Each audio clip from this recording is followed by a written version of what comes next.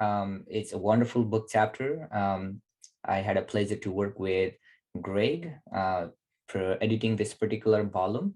So, Dr. Frazier, over to you to share your experience or summary of the chapter.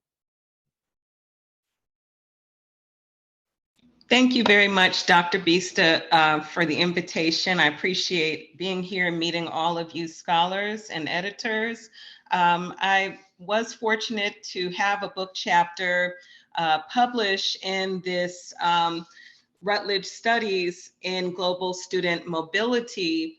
As I met Dr. Bista and his colleague, Dr. Malveaux, who are editors of this particular series, and my study was focused on Latinx ESL students, their successful English language transition at community colleges, particularly urban community colleges. And this study was a qualitative study with a phenomenological approach. I collected data from 10 students who I had the pleasure of interviewing across 3 colleges. However, the chapter only mentions 5 students. What I'd like to say is that I thoroughly enjoyed this process of the stages of publishing for this book chapter.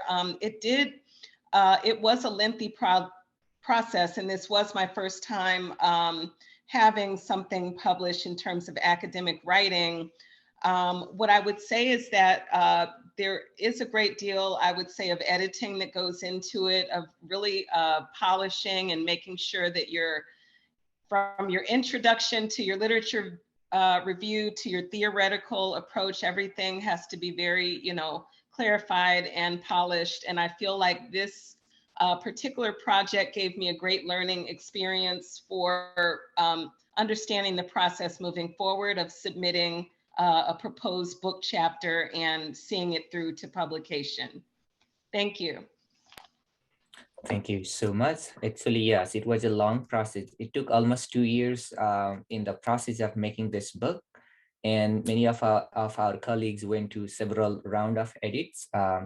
And working with Keller and Francis was a little tough for us because they did have external copy editors as well, and we had to follow their protocols.